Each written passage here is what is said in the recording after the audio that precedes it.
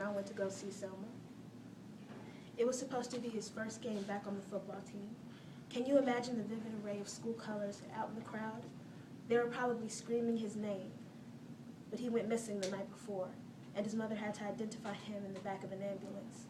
They found him hanging from a swing set, strung up by 2 belts in a white-dominated trailer park.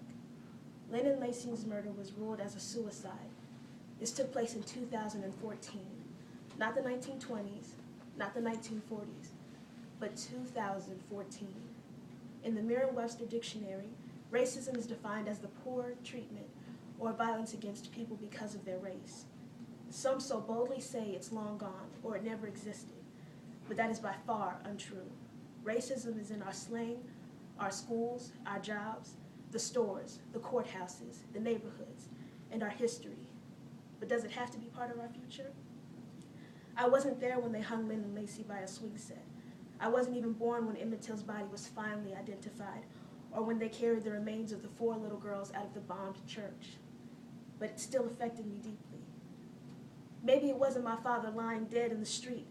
It may not have been my brother's bodies pierced and burned with hot lead, except it was. In the movie Selma, a young man and his family peacefully protested for voting rights. In a matter of moments, his grandfather fell victim to the brutality of the police, and the young man shortly thereafter. A woman, a stranger to that family's eyes, defended him. He was not kin to them, but she was, because she stood up for her people. New York is 511.3 miles from here. Even so, as they relentlessly continued to asphyxiate Eric Gardner, my eyes rolled back in my head as the air escaped to my body. I may not live in a white-dominated neighborhood, but that didn't stop me from looking back every few steps like Trayvon did Zimmerman. I've never been shot, yet and still as Michael Brown's body hit the cold floor of Ferguson, Missouri, I too felt the blood rush from my body, as well as the desolation of those quiet 4 hours. But I'm alive. I have so much to offer than in death. I am Michael Brown. I'm Malcolm X. I'm Emmett Till. I'm Martin Luther King Jr. I challenge you to walk with me, to march with me.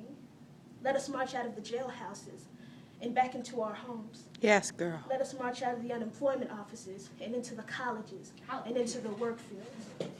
Let us march out of self-hate and into self-love. How can we as people be lifted up if we are busying ourselves with the fall of great men? Preach. We shouldn't have just depended on Martin. He was simply another runner of this long race. We have been passed the baton. We've been given the ultimate gift to speak up. We ought to utilize that more. I've chosen to speak before someone else is denied justice. I've decided to be proactive for what may come. I've chosen to risk my reputation for the progress of my people, which means calling out racism. It means not allowing my people to be subject to a prejudiced mindset. If 2 black men walk into a police station, it's because they're clocking in for work. If a 16-year-old girl is holding an infant, that's her little sibling. If a black man is in a courtroom, he's defending his client. Martin Luther King Jr. once brilliantly said, "I've seen the promised land. I may not get there with you, but we as people will get to the promised land." I want to see that promised land. Change has to happen now. We need to go beyond Selma.